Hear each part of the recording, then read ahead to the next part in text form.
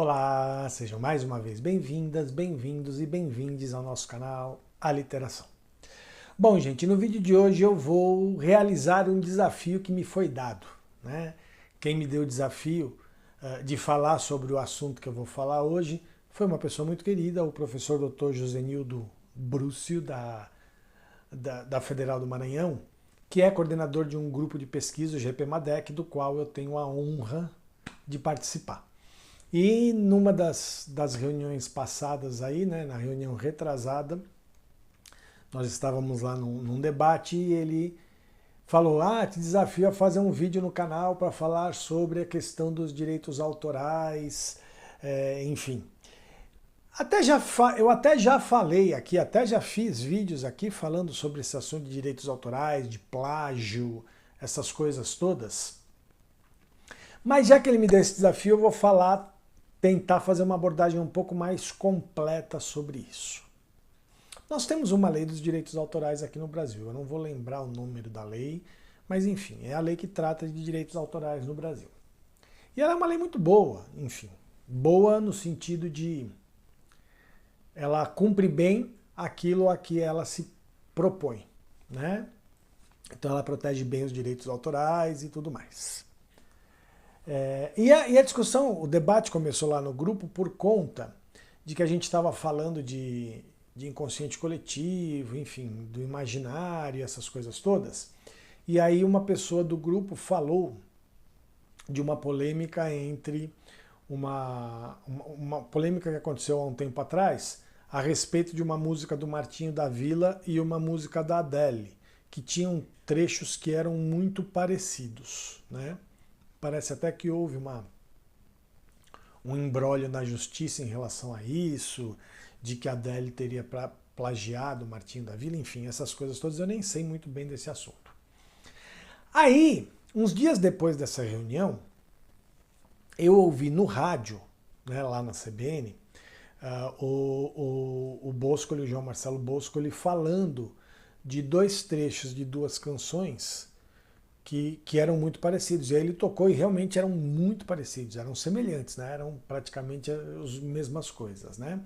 Se era plágio, se não era plágio e tudo mais, né? Esse debate aconteceu no rádio, na CBN, no estúdio CBN, né? No final do estúdio CBN. E aí reforçou o que eu já queria falar a respeito dessa coisa do plágio e do direito autoral, enfim.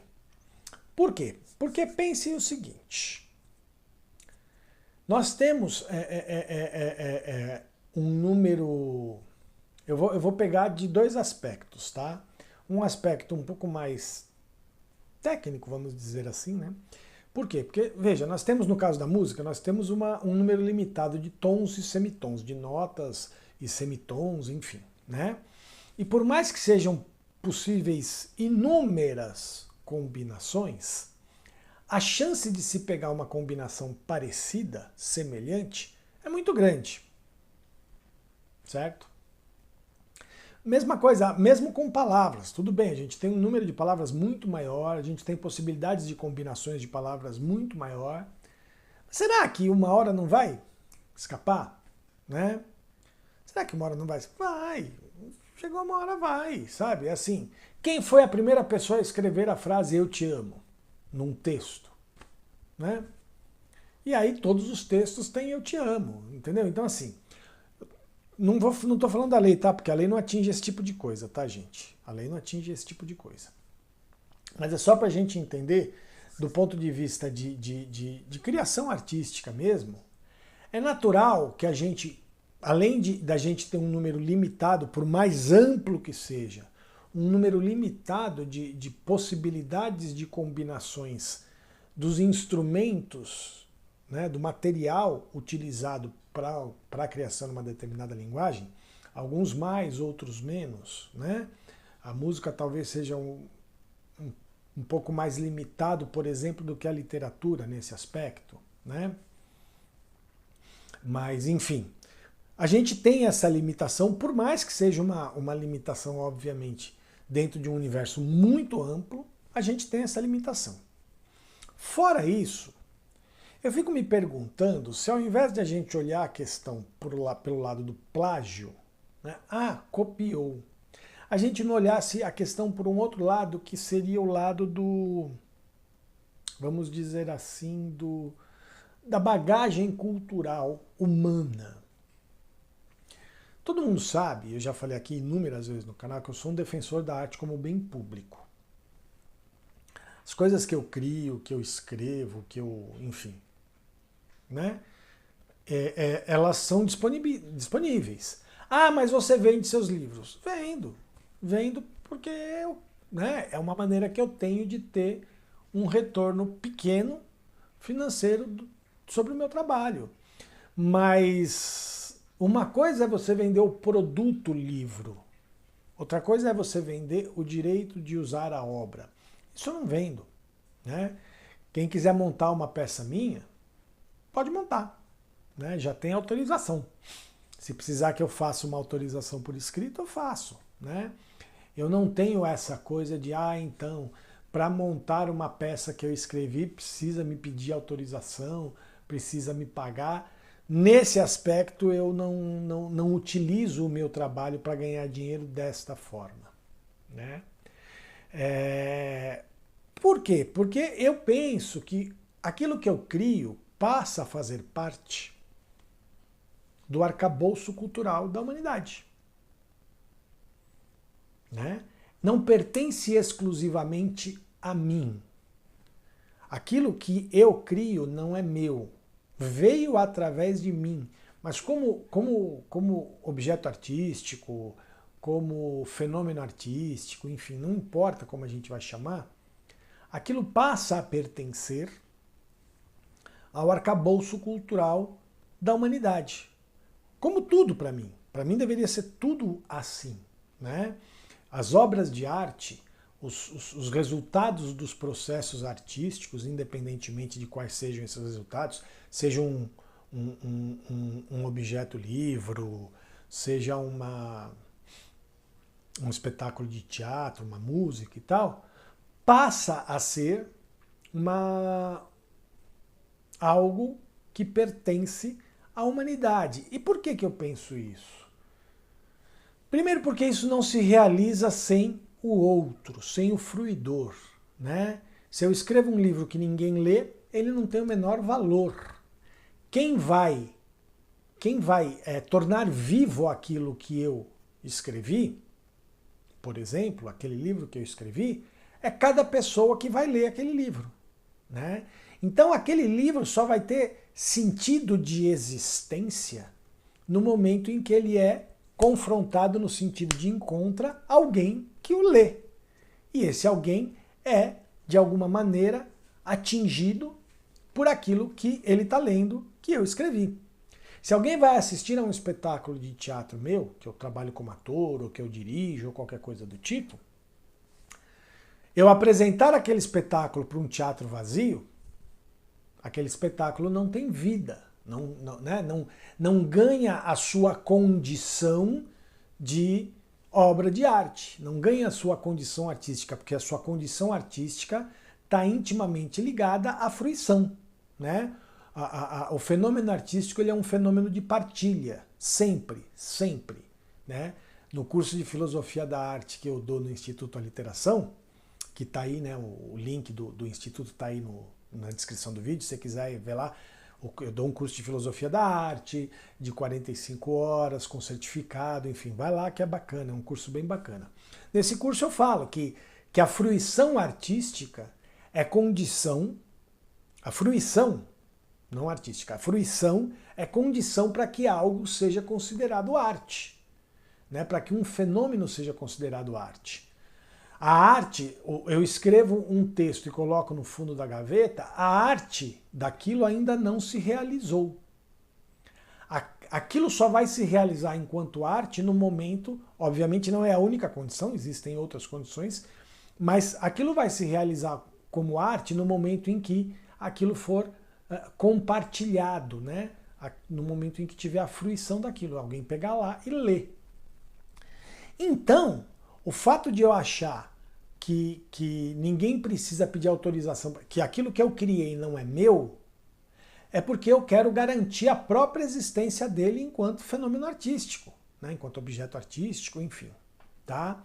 Então, por conta disso, eu acredito que, mas aí uma coisa é alguém fruir, outra coisa é alguém pegar e usar. Concordo. Mas aí a gente vai entrar no outro campo, que é porque que eu citei no começo desse vídeo a lei do direito autoral.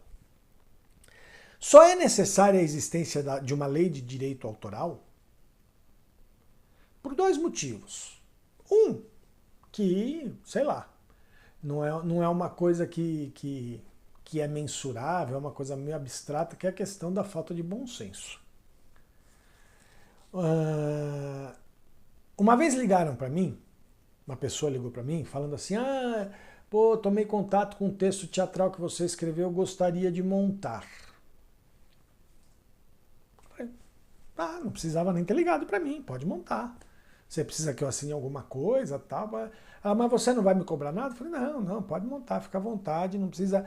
Se quiser montar um outro depois, não precisa nem ligar para mim, já está autorizada. Mas se tal, papel, enfim, por conta que a pessoa ia participar de festivais e tal, precisava da minha autorização, ela me mandou, eu fiz a autorização, mandei para ela, tá tudo certo. Por que eu estou falando isso? Porque, assim, aí alguém pode perguntar, mas a pessoa está ganhando dinheiro com aquilo que você fez. Tudo bem. Ela colocou lá, depois ela me mandou o cartaz da montagem dela, tal, colocou lá, texto de Roman Lopes, né? Então assim, beleza, tranquilo, né? Mas ela está ganhando dinheiro com um texto que você escreveu. Que bom, ela está fazendo o papel dela, né? A pessoa não era dramaturga, ela era diretora, ela resolveu montar uma peça. Mas ela te pagou alguma coisa? Não. Mas por quê? Porque eu não quis, porque eu falei para ela que ela podia montar à vontade, né? Fiquei até lisonjeado dela querer montar um texto meu, à vontade. Né? Mas ela vai ganhar dinheiro em cima do seu trabalho. Não, ela vai ganhar dinheiro em cima do trabalho dela. Né? Ela montou a peça, os atores lá fizeram o seu trabalho, eles estão ganhando dinheiro em cima do trabalho deles. E eles colocaram lá que fui eu que escrevi o texto. Tá bom, ok. E se estão ganhando dinheiro, ótimo, lindo. Nem sei se ganharam dinheiro, não. Mas se ganharam dinheiro, ótimo, lindo, maravilhoso. Não tem problema. Né? Então que você não gosta de ganhar dinheiro? Gosto, claro que gosto de ganhar dinheiro. Quer dizer, não gosto. Para mim não deveria existir. Eu sou um anticapitalista convicto. Mas dentro de uma sociedade capitalista eu gosto de ganhar dinheiro. E gosto quando alguém compra um livro meu, já estou até falando, comprem os livros da Editora Literação, os meus, os dos outros autores e autoras da Editora Literação. O link da editora também está no vídeo. Enfim, está parecendo mais um vídeo de propaganda, né? Mas enfim, a gente tem que fazer a propaganda das coisas que a gente faz, né? Gosto, tudo bem, mas não preciso, entendeu? Não é através disso, de cobrar de alguém que quer montar uma peça minha, que eu criei, uma peça que eu criei, que eu vou ganhar dinheiro, sabe? Assim, sei lá. Por quê? Porque para mim é isso.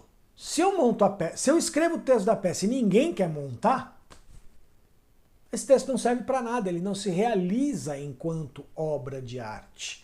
Ele só vai se realizar enquanto obra de arte o dia que alguém, eu ou qualquer outra pessoa, pegar e montar e apresentar, né? Mas e se ela não tivesse colocado o seu nome? Tudo bem também.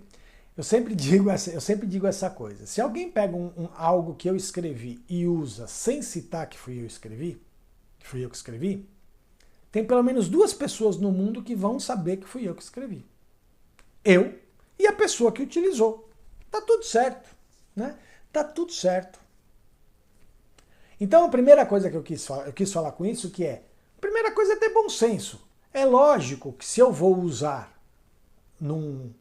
o mundo acadêmico resolveu isso muito bem, né? Se eu faço num texto acadêmico uma citação de alguém, eu coloco lá, olha, de tal autor, em tal ano, está em tal página, de tal texto, né? Quer dizer, eu cito o autor, porque é uma questão de bom senso.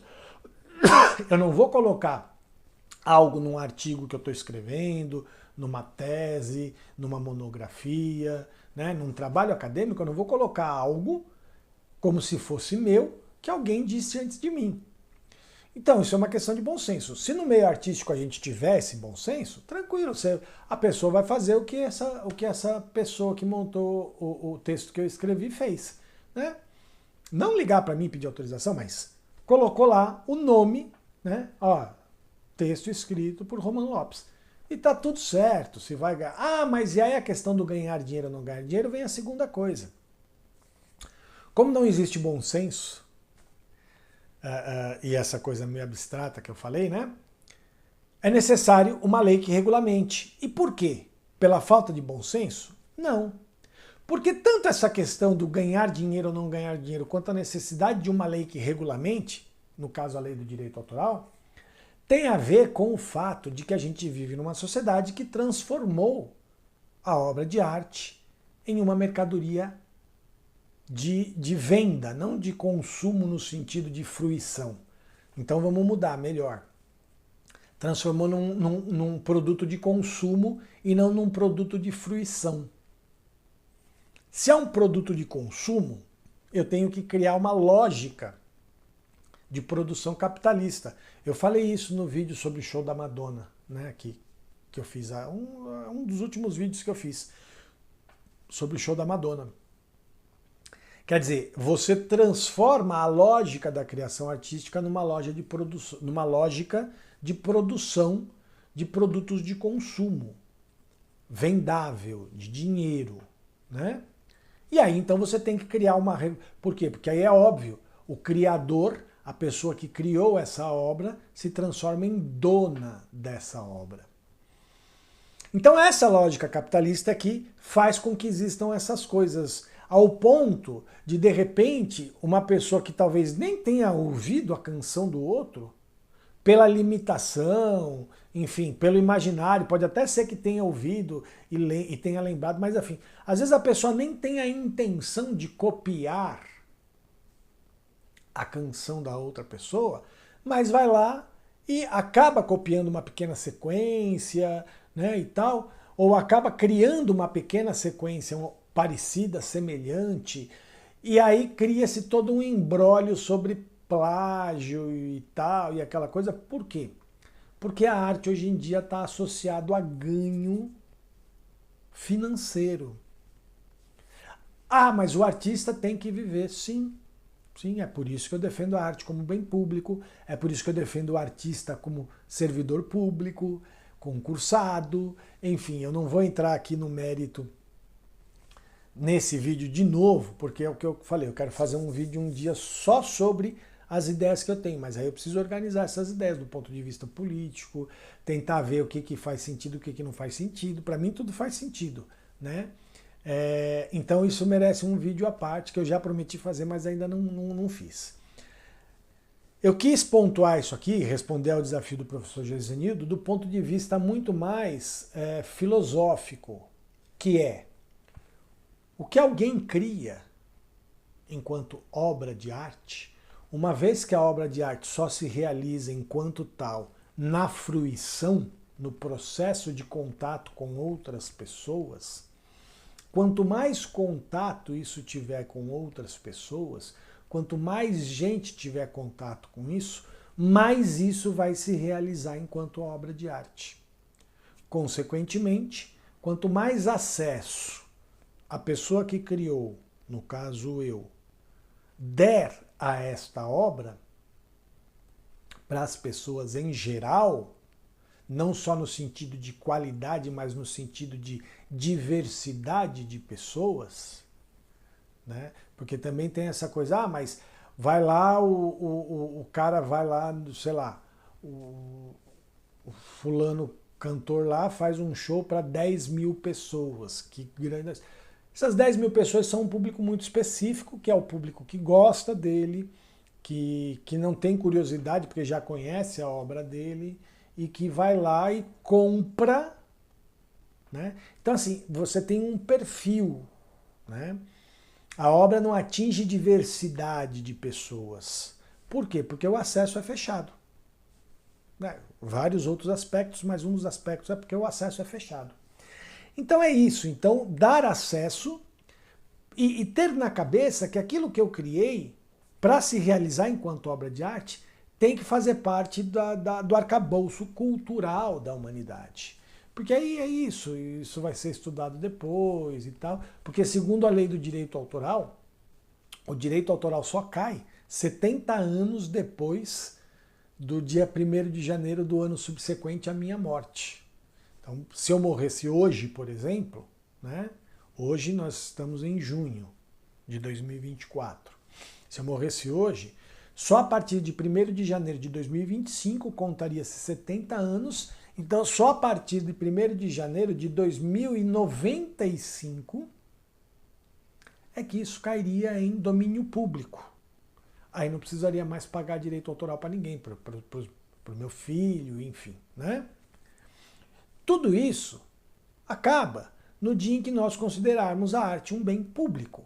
O artista ele é remunerado pelo seu trabalho e isso é que eu acho que tem que ser diferenciado.